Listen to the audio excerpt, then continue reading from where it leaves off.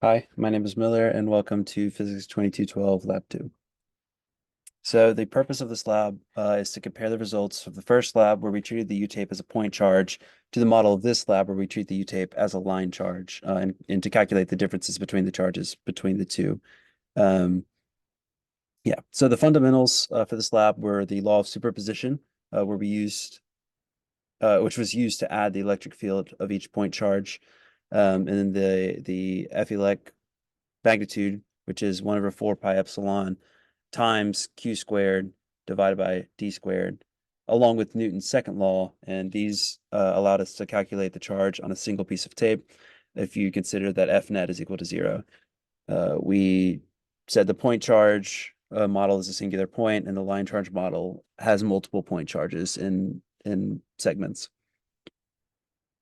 The results of the lab were that the magnitude of the electric force was equal to the magnitude of the gravitational force, roughly 1.96221 times 10 to the negative 3.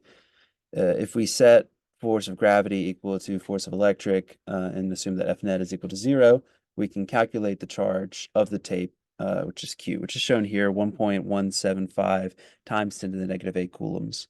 And here's a diagram of the experiment given in the lab instructions, and here is a showing of the F electric formula. Some assumptions we made was that air resistance is minimal and therefore negligible.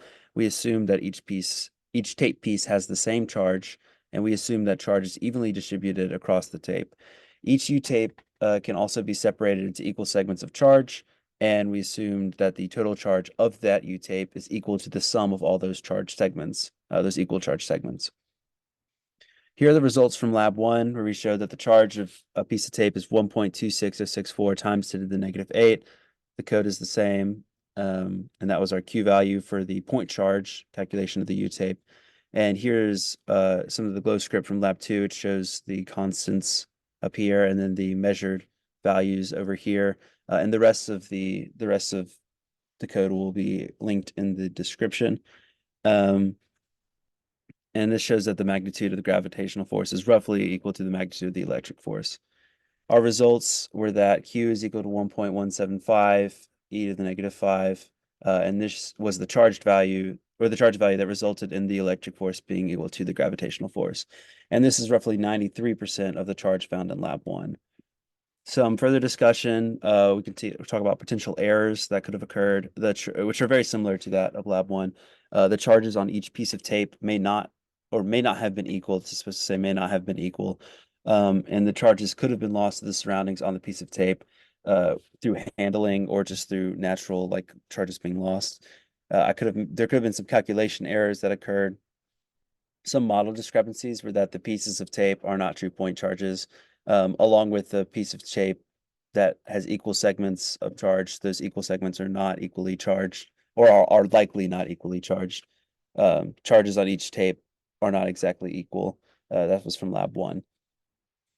So, which leads us to our questions. What if you had modeled each of your tapes as a single point charge, like in the previous lab? Compare the estimated value of the charge you get when you use your experimental data to produce this point charge model to the value that you got when you're with your line charge model. So these are the two values. The point charge model value for the charge was 1.26064 times 10 to the negative 8 coulombs, and the Q for a line charge that was calculated is 1.175 times 10 to the negative 8 coulombs. And these are very close values. Like I said, this is 93% of the original point charge value we found.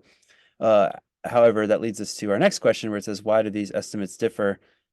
These estimates differ because a line charge is more accurate, which makes it more likely to be close to the real value because you're cutting it into segments and then finding the average of those segments, which is going to be closer than treating it as a point charge and disregarding the distribution of charge upon that U-tape.